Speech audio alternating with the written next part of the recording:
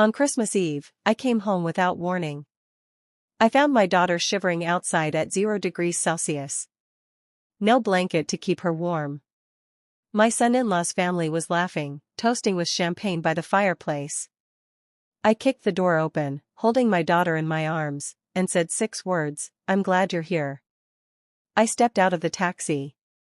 My heavy boots sank into the thick layer of snow outside my daughter's house.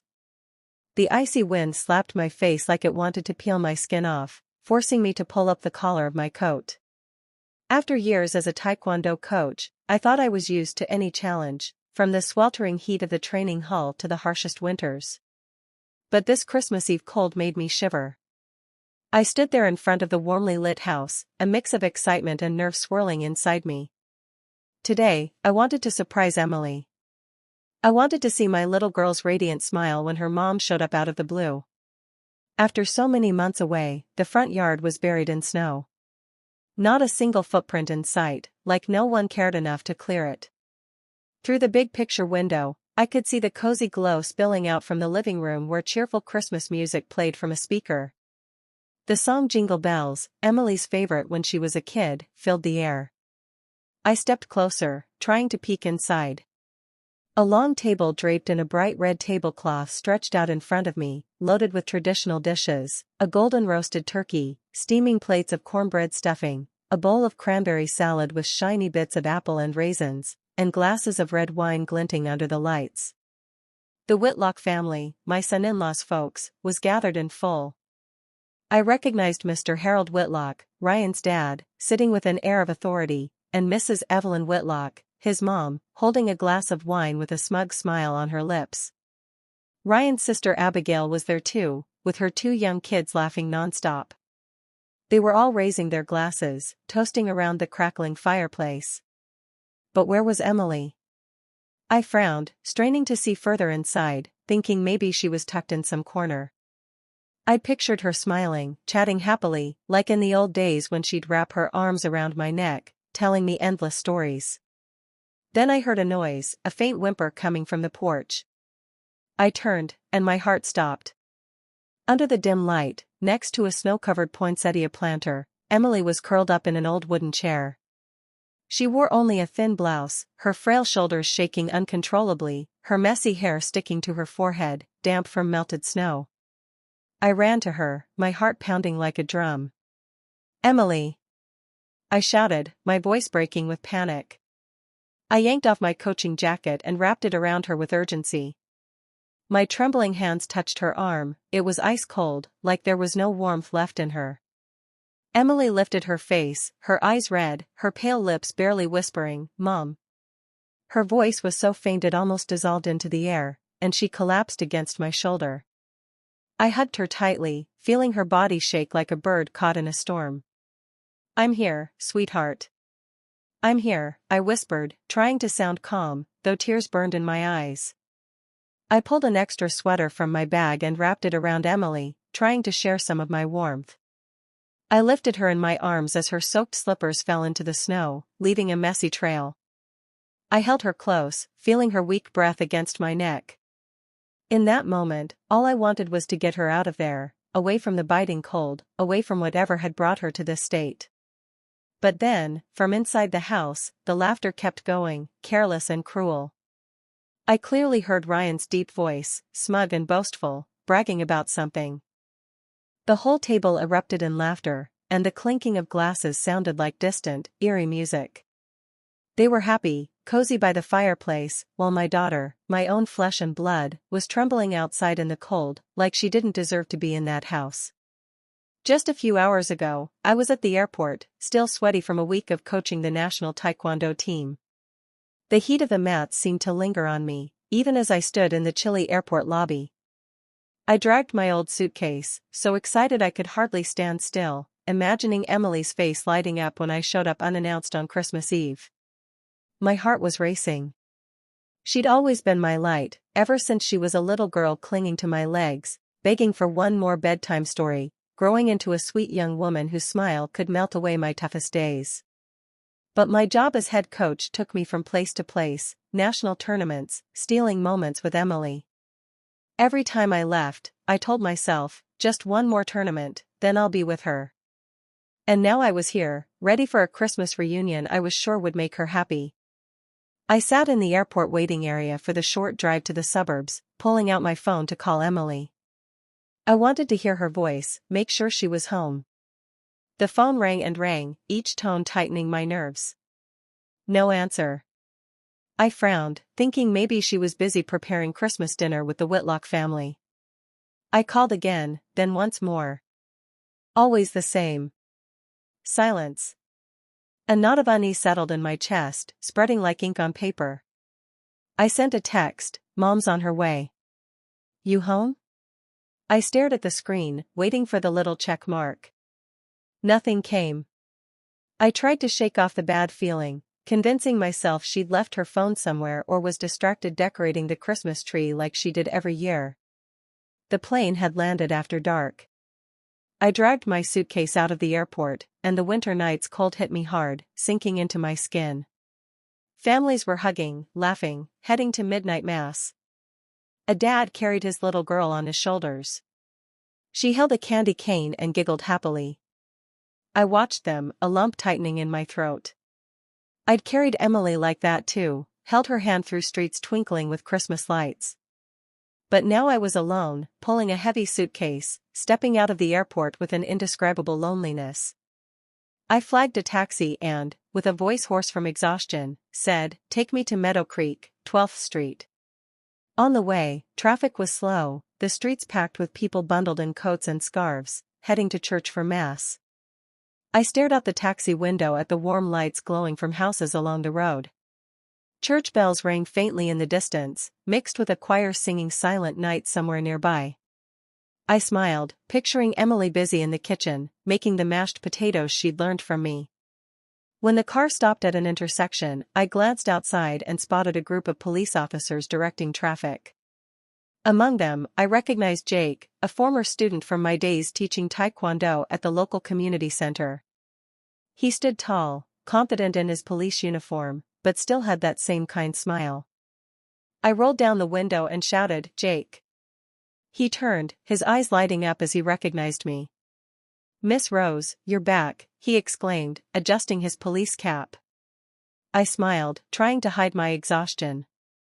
"Yeah, just finished training." "You still working here?" Jake nodded, his smile bright. "Yep, traffic officer now."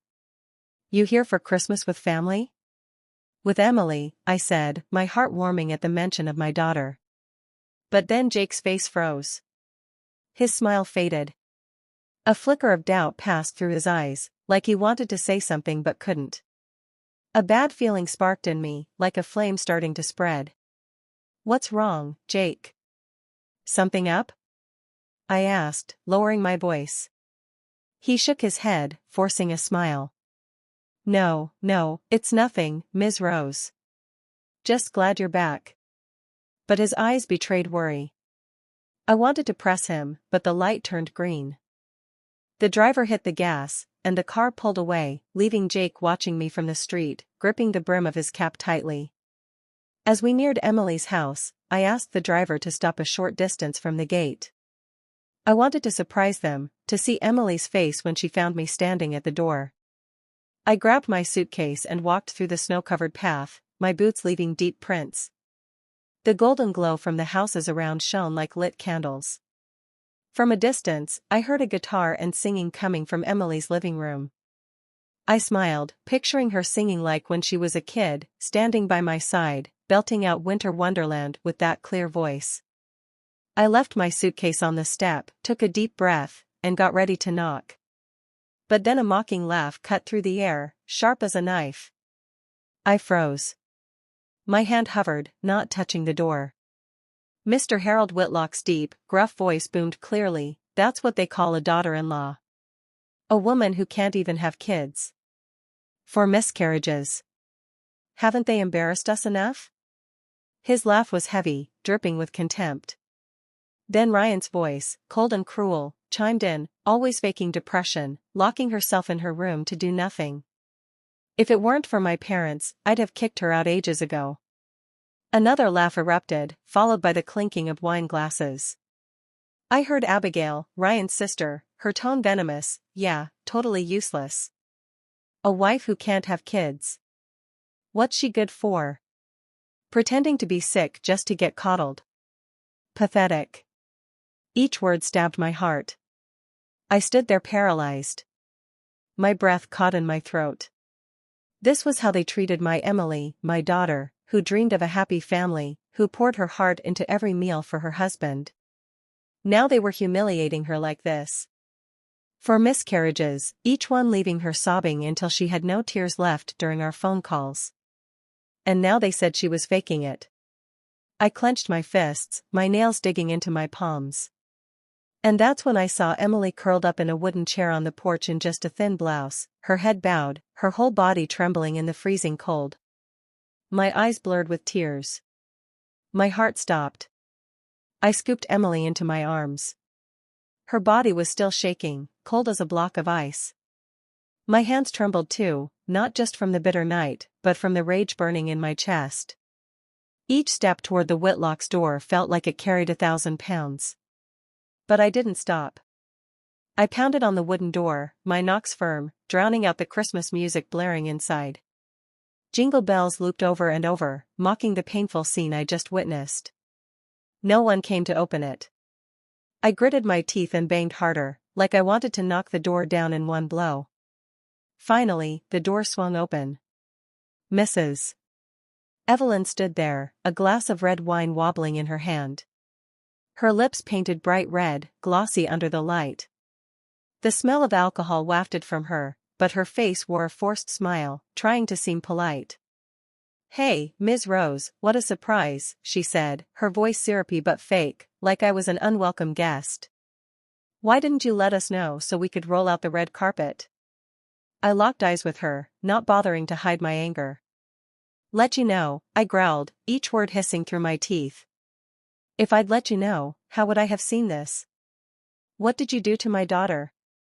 I held Emily tighter, feeling her faint breath against my shoulder. Each breath was a reminder I couldn't let this slide. Evelyn raised an eyebrow, glancing at Emily in my arms with a grimace, like she was looking at something annoying. "Emily just wanted some fresh air," she said, her tone soft but laced with contempt. "Don't make a big deal out of it. It's Christmas. Come in. Don't stand out in the cold." Her words hit me like a slap in the face. Fresh air. While my daughter was practically freezing outside in a thin blouse. Before I could respond, Ryan appeared behind his mother, his shirt unbuttoned, exuding deliberate nonchalance. He held a bottle of wine and shot me a defiant look. "Mom, close the door," he said, his tone dripping with arrogance, chin raised. "Let her stay out there till she gets over it. Who shows up to Christmas dinner acting all fragile to get out of helping?" He let out a mocking chuckle, like he'd said something clever. Those words were another knife, not just in my heart, but in Emily's. I felt her body shrink in my arms, like she wanted to vanish. From the table, Abigail's voice rang out sharp and venomous. "Exactly. A woman who can't even carry a baby to term. What's she worth? Useless." Her laugh cut like a blade, mixing with the murmurs of others around the table. I heard Abigail's 2 kids, Emily's cousins, run out to the porch, curious. They looked at Emily in my arms, then giggled, whispering to each other, "Aunt Emily's in trouble." Their innocent little voices burned like salt in an open wound. My face flushed with rage. I rammed my shoulder into the door, then kicked it hard. The door flew open, slamming against the wall with a bang that silenced the room. Evelyn's wine sloshed, spilling red stains onto the expensive rug.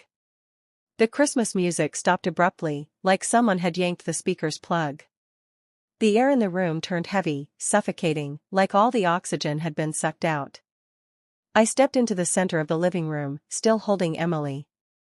Each step left a trail of melted snow on the hardwood floor, like marks of rage that couldn't be erased. Every eye was on me, Mr. Harold, his face cold, Evelyn, her fake smile gone, Abigail, her eyes full of disdain. The rest of the family, a mix of shock and annoyance. I felt their hostility in every glance, but I didn't care. Carefully, I settled Emily on the couch, draping my scarf over her shoulders. Her hands were still icy, trembling like the snow's cold still clung to her. I knelt, looking into her eyes, trying to give her some of my strength, though inside I was a storm of fury and pain. The Whitlocks' living room was still brightly lit. The fireplace crackled, but the atmosphere was thick, like everyone was bracing for an explosion. Ryan stepped closer, his face red from the wine, his eyes gleaming with arrogance. He lowered his voice, cold but still smug, like he owned the place. "You don't get to make a scene in my house, Rose," he said, emphasizing my house like he was reminding me I was an outsider. Ryan stood tall, one hand on his hip, his shirt half unbuttoned in a gesture of contempt. But in his eyes, I caught a flicker of uncertainty. He knew I wasn't someone easily intimidated. I shot to my feet, pointing straight at his face, my voice trembling with fury. "No, right?" I snapped. "And you? You think you have the right to throw my daughter out into the cold? To let her nearly freeze to death?" My blood boiled in my head. Every word exploded from my chest. "Is that what you call a husband? Is that what you call family?" I glanced around at the banquet table, the plates still steaming, the wine glasses glinting like they were mocking Emily's suffering. Mr. Harold Whitlock rose slowly from the head of the table, adjusting his suit jacket, his deep voice resonating with authority. "That's enough, Ms. Rose," he said. "This is a family matter. A woman who can't bear children needs to learn to endure. That's just how it is." His words hit like a sledgehammer, cold and cruel. I locked eyes with him, seeing the arrogance of a man who'd spent years as a judge, used to controlling everything. But today he'd picked the wrong opponent.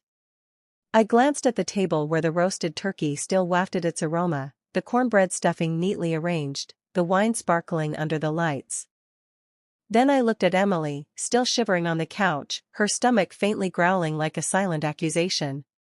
I couldn't hold back anymore. My voice erupted, sharp and cutting. "So you feast while my daughter's outside in 0-degree weather.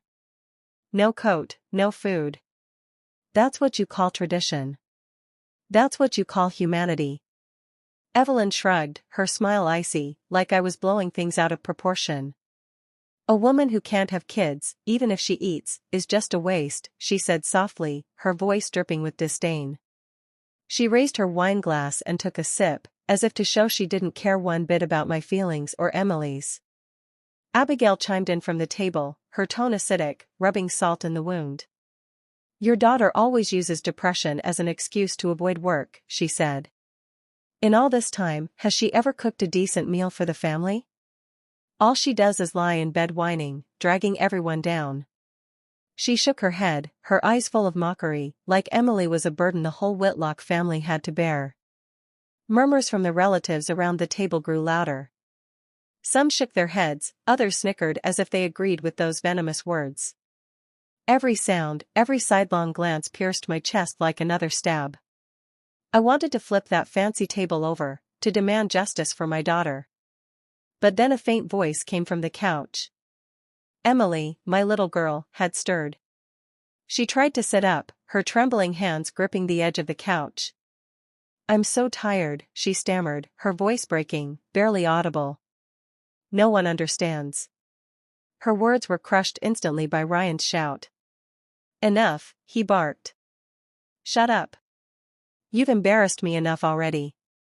He stepped toward her, his gaze icy, like he wanted to shatter what little strength she had left. I saw Emily's shoulders slump, her red eyes brimming with tears, and my heart tightened. I stepped in front of her, ready to do whatever it took to protect her. Memories of Emily flooded my mind like an avalanche. I remembered the days she'd call me, sobbing over the phone. Each time she lost a child, the first, the second, the third, the fourth. With every miscarriage, her soul broke into pieces. She'd been a sweet girl who dreamed of a warm home, family dinners with her husband and kids. But the pain over and over had pushed her to the edge of despair. I tried to be there for her, even through long-distance calls. But I never imagined the Whitlock family, the ones I trusted, would treat my daughter like this. Ryan, my son-in-law, who I once thought was a decent man, now showed his true face, a cruel bully who cast my daughter out into the cold, treating her like garbage. I was on the verge of losing it. Through the window, I saw Jake standing silently on the porch. Maybe he'd been patrolling the neighborhood. His hard gaze and clenched fist showed he'd heard and witnessed this cruelty. I gave him a slight nod, signaling him not to step in just yet. But inside, his presence was a ray of hope. I knew I wasn't alone. I had a witness, someone who knew the truth. Ryan took another step, pointing at me, dropping the mask of politeness. "I'm warning you. This is my house," he said. "Stay out of it or things will get worse."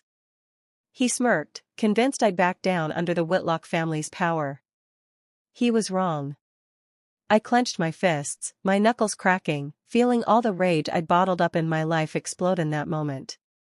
The air in the room was so thick it felt like a single spark could set it all ablaze. I locked eyes with Ryan, my voice low but sharp as a knife. "You think you can threaten me? You think you can keep hurting my daughter without paying a price? You're wrong, Ryan. I'm not letting this go." I turned to the whole Whitlock family, from Mr. Harold's cold stare to Evelyn's faint smirk to Abigail's disdainful glare. "All of you," I said, my voice echoing in the silent room. "You're going to pay for what you did to Emily." The Whitlocks' living room fell into a terrifying silence, like the air had been sucked out, leaving only a thick tension ready to explode. I placed my hand on Emily's shoulder, feeling her frail frame under the scarf, my voice steady and unwavering.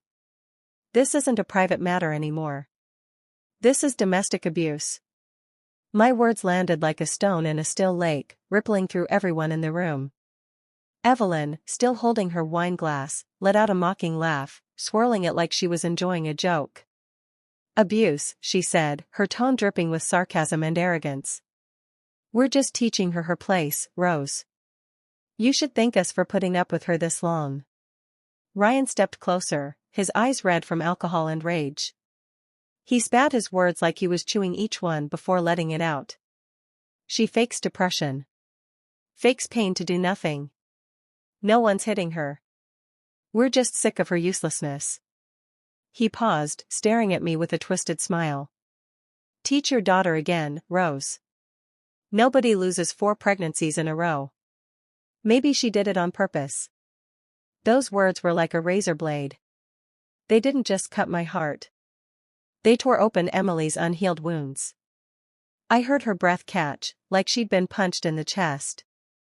4 miscarriages. For times she called me sobbing, her voice broken, saying she'd lost the children she could never hold. Each time I could only clutch the phone, helpless from afar, trying to comfort her with empty words. And now Ryan dared to stand in front of me and say she'd done it on purpose. I clenched my fist so hard my nails dug into my palm, blood rushing to my face. He'd crossed a line I couldn't forgive. I pulled my phone from my coat pocket. My hand shook, but I quickly dialed the nearest police station. "I'm calling the police," I said, my voice cold as ice, though inside I was a hurricane. "A report will be filed. You'll answer to the law." I emphasized each word like I was carving them into the air, making sure everyone knew I wasn't bluffing. Ryan froze. The wine bottle slipped from his hand, clattering onto the hardwood floor, red wine staining the expensive rug. Panic flashed in his eyes, though he tried to regain his air of superiority. "You wouldn't dare," he shouted, but his voice wavered, like he hadn't expected me to go this far. Mr. Harold, who'd been watching with a cold expression, stepped forward, adjusting his tie, his deep, gravelly voice booming with authority. "You have no idea who you're challenging, Rose," he said. "I've spent my life on the judge's bench. I've seen the worst this world has to offer. You think a phone call will make us tremble?" His eyes were sharp as knives, reminding me the Whitlock family wasn't easily shaken. But I didn't back down. I'd seen my daughter shivering in the cold, and nothing, not even Mr. Harold's power, would silence me. Abigail from the table crossed her arms and let out a mocking smile. Go ahead, make the call, Ms. Rose, she said, her tone taunting. Let's see who they believe, a crazy old lady or a respected family like ours. You think the police will side with you? Her venomous laugh rang out, confident I'd fail. Emily, still on the couch, tugged at my sleeve, her voice trembling in a whisper. Mom, please don't do it. I just want peace. Her red eyes, full of fear, seemed to say she was terrified things would get worse. I looked at her, my heart aching. I knew she was scared. Scared of the Whitlocks' retaliation, of more humiliation piling on. But I also knew if I stopped now, Emily would be trapped in this pain forever. I squeezed her hand tightly, trying to pass her some of my courage. You don't have to be afraid, I said softly but firmly. I'll protect you. I promise. I lifted her in my arms, snow from her clothes falling onto the rug like pieces of a shattered dream. I ignored the Whitlocks' scornful glares and their muttered threats. All I knew was I had to get her out of that place, out of that cage of cruelty she'd been locked in for too long. As I turned toward the door, I saw Jake through the foggy glass, standing on the porch, his hand resting on his radio, his eyes burning with a hidden fire, ready to act at any moment. I gave him a slight nod, enough to let him know I was ready for the fight. Jake nodded back firmly, his hand still gripping the radio like a promise he'd stand by me. I walked out without looking back. Behind me, I heard Evelyn yelling at the housekeeper to clean the spilled wine on the rug. I heard Ryan slam his hand on the table, muttering a curse. Then Mr. Harold's deep, angry voice echoed as he called someone on the phone. All those sounds were like arrows piercing my back, but I didn't care. I took Emily to my small apartment near the National Training Center where I'd lived for years as a coach. It wasn't fancy, just a living room with an old couch, a simple kitchen in the corner, and a few family photos on the wall. But to me, it was a safe place where I could shield my girl from the Whitlocks' insults and the cruel cold. I carried Emily to her room and gently settled her on the bed. She was still shivering, though wrapped in my thick coat. I dug through the closet for an old sweater, put it on her, then made a mug of hot cocoa, its sweet aroma filling the chilly air. Drink this, sweetheart, I whispered, placing the mug in her hands. But she just stared at it, her eyes empty, like she didn't believe she deserved even a bit of warmth. My phone rang, cutting through my thoughts. It was Jake. His voice was deep and steady. Ms.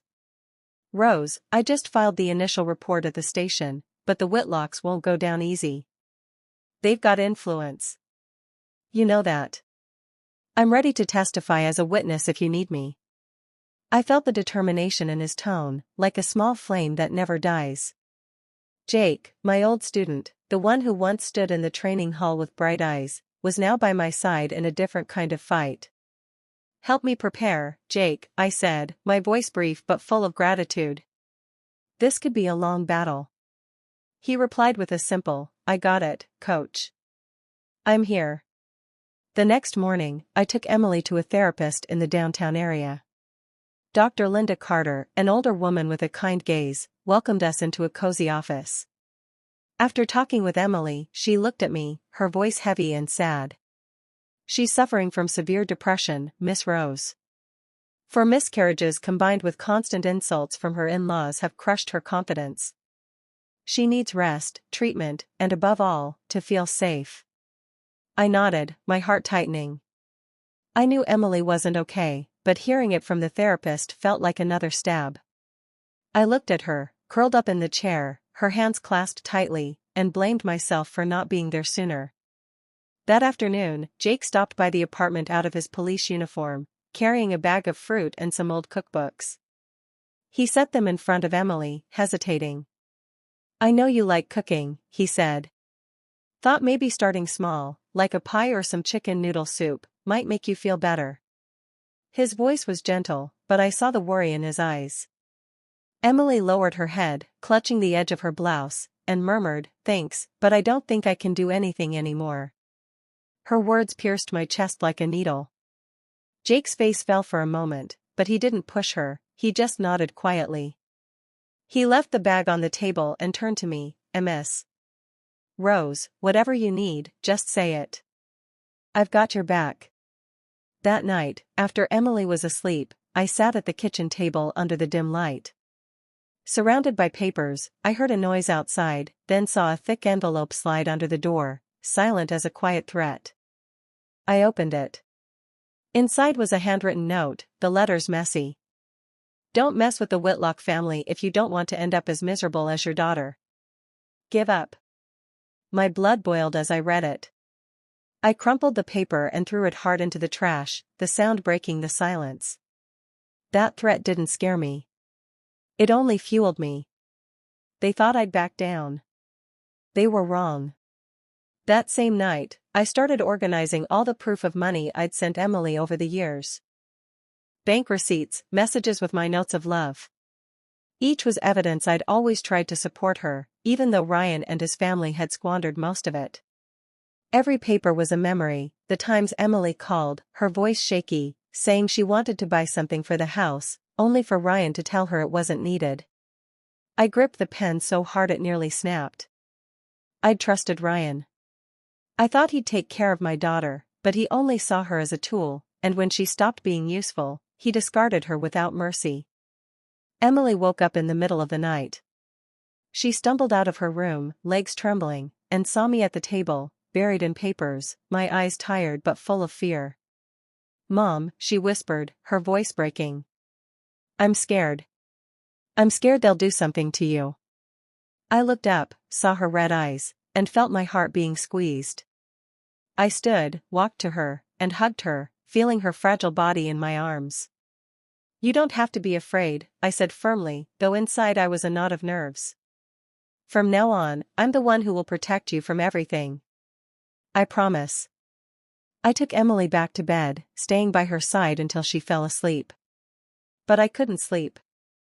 I returned to the kitchen table, kept sorting papers, and made a list of what needed to be done. I called an old lawyer friend who'd helped me with a case tied to the Taekwondo team. He promised to look into it, but warned me, the Whitlocks have a lot of pull. They know people in the courts. Get ready for a long fight.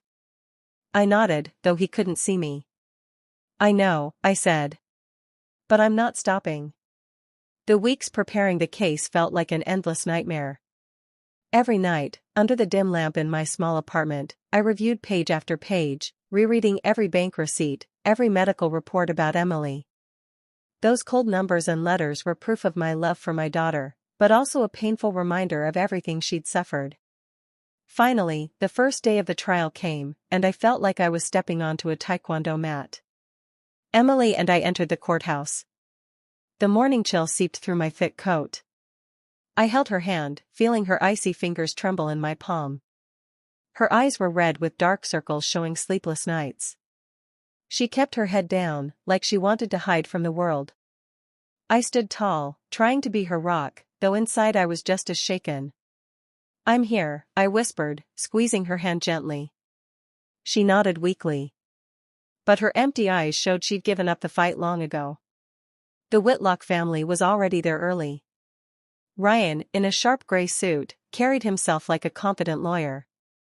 Before the trial, he sat, adjusted his tie, and shot us a scornful glance. Next to him was Mr. Harold, walking slowly but with a gaze sharp as a blade. He flashed a confident smile, like he already knew the outcome. In the family row, Evelyn and Abigail sat primly, dressed elegantly, whispering occasionally, throwing us looks.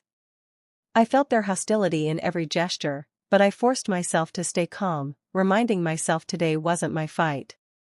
It was Emily's. Jake was there too, sitting in the spectator section in his police uniform.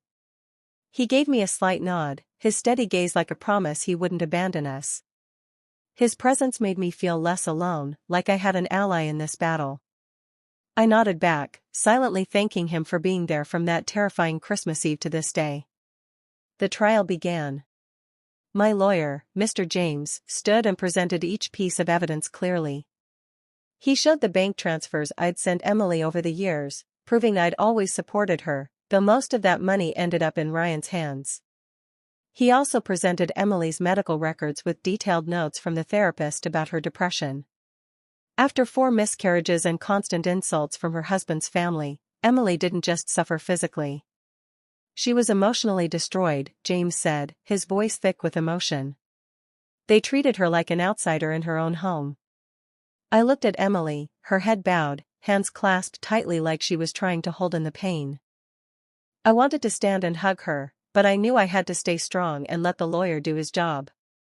Then the young lawyers for the Whitlock family stood up, and I felt injustice creeping into the courtroom.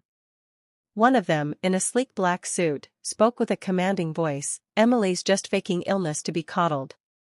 The Whitlock family gave her everything, shelter, food, every need met. But she didn't hold up her end. She failed as a wife." Those words slapped me across the face. Faking. Coddled. I clenched my fist so hard I felt my blood boil. They called a witness, Mrs. Martha, the Whitlock's former housekeeper. She took the stand, eyes darting, voice shaky. Mrs. Emily was lazy, she said. She'd lock herself in her room all day, neglecting the house. I had to do everything. Cooking, cleaning. I couldn't believe my ears. Emily, the same woman who lovingly prepared every meal, who made homemade pies to please the whole family, now branded as lazy. I shot to my feet, unable to hold back. You're lying. Emily was never like that. The judge, a middle-aged man with a stern face, slammed his gavel and said coldly, "Silence, please. This is a courtroom." I sat back down, my heart racing, feeling like I couldn't breathe. I glanced at Mr. Harold Whitlock. He smiled, a subtle, smug nod to the judge. An invisible thread between them chilled my skin. Something wasn't right. I felt it clearly. They'd planned this day, and I was just a pawn in their chess game. Emily stayed hunched over, her trembling hands gripping the chair's edge. I saw Jake in the back row, jaw clenched, fists tight, like he was fighting to contain his own fury. Mr. James, our lawyer, pressed on, his voice steady. "We'd like to present key evidence, a recording from Christmas Eve, capturing the Whitlock family's insults and psychological abuse toward Emily." He played the audio Jake had secretly recorded. Ryan's voice boomed, cold and cruel, "She's just faking depression to dodge her duties." Then Evelyn's, "A woman who can't have kids, even if she eats well, is useless." And Abigail's sarcastic, "She can't even manage to give birth." The courtroom fell silent. Only faint whispers breaking through. I looked at Emily, saw her shrink, as if those words stabbed her all over again. But the Whitlock's lawyer jumped up, objecting. "That recording is illegal. Made without consent. It violates privacy rights."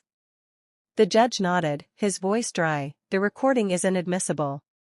I felt the ground open beneath me, clutching the chair to keep from collapsing.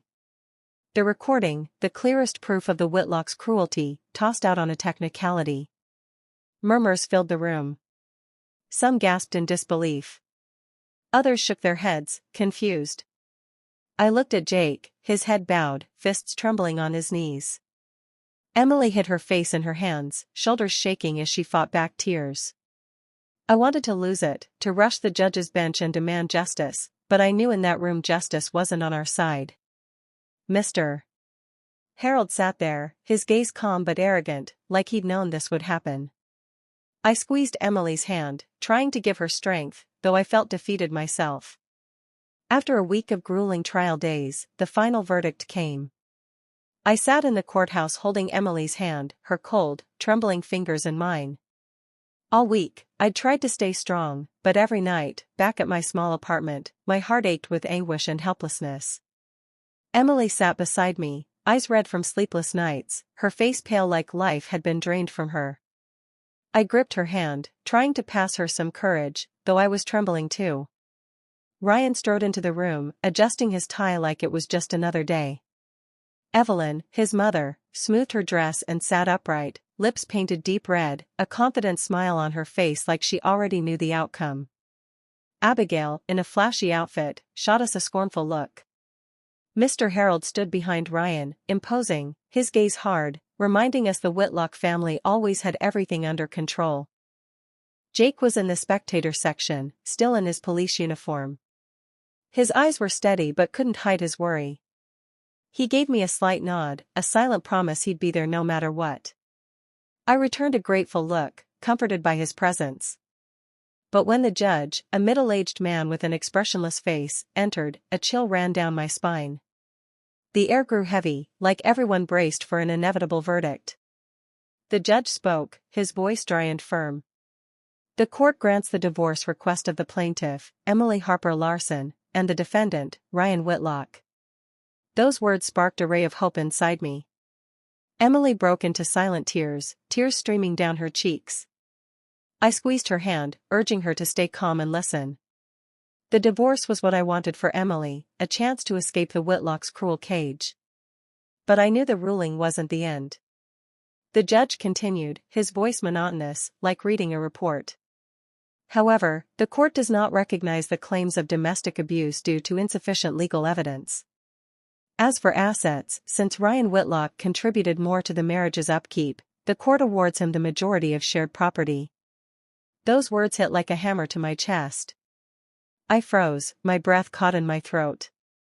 No recognition of domestic abuse, insufficient evidence. I remembered the Christmas Eve recording, Ryan, Evelyn, and Abigail's cruel words discarded over a technicality. I thought of Emily's medical records, the bank receipts, all twisted by the Whitlocks lawyers into evidence against us. Then it hit me. Mr. Harold, with his past as a judge and deep ties in the judicial system, had rigged it. I looked at him, saw him tilt his head slightly, that smug smile still on his lips. It was all fixed. They'd manipulated the ruling, and Emily and I were just pawns in their game. I couldn't hold back anymore. I shot to my feet, my voice breaking with rage and pain. This is so unfair. This isn't justice. My shout echoed, silencing the room. Emily grabbed my hand, eyes wide with panic, but I didn't stop. You saw how they treated my daughter. You heard what she endured, and you still dare say there was no abuse? You dare take everything from her? A guard approached, his voice firm. Ma'am, please sit down, or I'll have to ask you to leave. I glared at him, then at the judge, who sat there, face blank, like my words meant nothing. I sat, hands trembling, feeling the world crumble beneath me. Ryan turned, locked eyes with me, and flashed a mocking smile, adjusting his tie like he'd won a grand victory. Evelyn and Abigail nudged each other, giggling under their breath, making sure I heard. That laughter was a knife plunging deep into my heart. Mr. Harold nodded slowly, his gaze calm, like this was just another case he'd pulled strings on. I looked at them all, one by one, my blood boiling. They hadn't just stolen Emily's justice. They'd stolen my faith in a system I once thought was fair. Emily covered her face with her hands, her body shaking, her muffled sobs tearing me apart. I wanted to hug her, tell her everything would be okay, but no words came. The judge's words echoed in my head like a sentence, not just for Emily, but for me. Jake in the back stood abruptly, glaring at the Whitlocks. I saw veins bulging in his arms, fists clenched like he was holding back a storm of rage. I signaled him to stay calm, though I wanted to scream and break everything in that room. The judge slammed his gavel, his voice sharp. Order. The session is over. Everyone may leave. The gavel sound was a final period, but for me it was the start of a new pain. People began to rise, voices murmuring, papers shuffling. But I stayed, holding Emily tightly, her trembling shoulders and sobs breaking me inside. I wanted to comfort her, but my throat closed like words were useless against this pain. The unjust ruling didn't just strip Emily of assets. It took the last shred of my belief that the system would protect her. Ryan sauntered over, his posture smug like he'd won a major victory. He leaned close to my ear, whispering mockingly, "See, Rose, I told you, don't fight me. You're just a useless old woman." He flashed a crooked smile, eyes gleaming with triumph, then turned to leave like Emily and I weren't worth his time. His words were gasoline on the fire of my rage. My blood surged, veins pulsing. I clenched my fist so hard it hurt, my body taut like a drawn bow, ready to snap. I wanted to lunge, to land a punch on that arrogant face, to pay him back for everything he'd done to my daughter. After years as a taekwondo coach, I'd learned restraint, but in that moment, all my barriers crumbled. I took a step forward, heart pounding, ready to do something I'd regret. But Jake rushed in front of me, eyes blazing, lips tight, fist clenched like he was about to unleash it on Ryan. I saw my own fury in him, an uncontainable outrage at the injustice. The courtroom buzzed, voices rose. Are they going to fight? A police officer throwing punches in court. Some pulled out phones, camera flashes lighting up the tension. A journalist in the corner raised his camera, eyes hungry for a scandal. Ryan turned, startled for a moment, but quickly regained his defiance. He smirked coldly. Go ahead, hit me. I'll make sure you lose everything. Who do you think you are? Just a lowlife officer. He stepped closer, taunting, certain Jake wouldn't dare touch him. Jake's fist trembled, his breathing heavy, eyes red. I knew he could do something irreversible. Suddenly, Emily broke free from my arm, ran to Jake, and clung to his arm, sobbing, her voice broken. No, please don't do it. I don't want you or Mom to become violent like him. I just want peace. I just want to keep living. Her cry tore through the air, silencing the room. I saw tears stream down Emily's face, her thin hands gripping Jake like he was her last anchor. Jake froze, breathing hard, his fiery eyes slowly dimming. His fist trembled, rigid for a moment, then slowly loosened, dropping to his side. He bowed his head, lips tight, fighting to contain the rage consuming him. Camera clicks echoed, flashes highlighting Emily clinging to Jake, Ryan standing smugly in front. Some in the room, maybe unaware of the case, began to sob. A soft murmur of crying rose, like Emily's pain had pierced them. I looked around, a woman wiping tears, a man shaking his head in sorrow. But the Whitlocks stood unmoved. Evelyn and Abigail whispered to each other, cold smiles on their lips. Mr. Harold nodded slightly, his authoritative air intact, like everything was still under his control. The judge slammed his gavel, his voice cold. Order. If this disruption continues, I'll have guards clear the room. The gavel sound was a warning, snapping everyone back to reality. I stepped forward, took Emily, and hugged her tightly. She kept crying, her body trembling in my arms like a lost child. Jake stood beside us, head bowed, lips tight, like he blamed himself for not doing more. I placed a hand on his shoulder, nodding gently, letting him know I understood and was grateful he was there. Ryan adjusted his tie, turned, and walked off, his steps heavy with triumph. Evelyn and Abigail followed, their cold laughter another knife in my chest. The room slowly emptied, leaving just me, Emily, and Jake. 3 people sharing the same bitter lump in our throats. I hugged Emily tighter, feeling her weak breath against my shoulder. Mom, she whispered, voice breaking. I don't want to fight anymore. I'm tired. Can we just go home? Those words tore my heart apart. I wanted to tell her everything would be okay, that I'd keep fighting, but my throat closed, and no words came. I led Emily out of the courtroom, Jake walking silently beside us, his gaze steady. The faint sunlight streamed through the windows, but it couldn't warm my heart. I knew today's ruling wasn't just a loss. It was a declaration of war. The Whitlocks may have won in court, but I wouldn't let them win in Emily's life. I looked at her, her red eyes holding a tiny spark, like a flicker of hope, however small. For that spark, I swore I wouldn't give up. In the days after the trial, the city seemed to stir with an undercurrent. Local news started talking. Bold headlines hit the front pages: Whitlock trial, justice bought. Reading those words, my heart pounded like they voiced our pain, Emily's and mine. On social media, the video of Emily clinging to Jake in the courtroom spread fast. The image of my daughter, eyes red, voice breaking, begging Jake not to become violent, touched many hearts. Comments flooded with outrage. The Whitlocks think they can control everything. Emily deserves better than this. Sitting in our small apartment reading those words, I felt a bit of comfort, though the court had turned its back on us. The community's voice was starting to side with Emily. The Whitlocks, despite their legal win, began to feel the cost. I heard Mr. Harold's old colleagues whispered behind his back, rumors of how he'd used his influence to bend justice. Ryan, dubbed the lawyer of injustice, became a target of online criticism. The prestige the family flaunted was crumbling like a sand castle swept by waves. I didn't revel in it, but I felt a sliver of justice, not from the courts, but from the people's voice. I brought Emily to live with me in my small apartment, lit by the warm yellow glow of lamps, family photos on the walls. Each morning I got up early to make her breakfast, sometimes pancakes with maple syrup, other times just scrambled eggs with toast.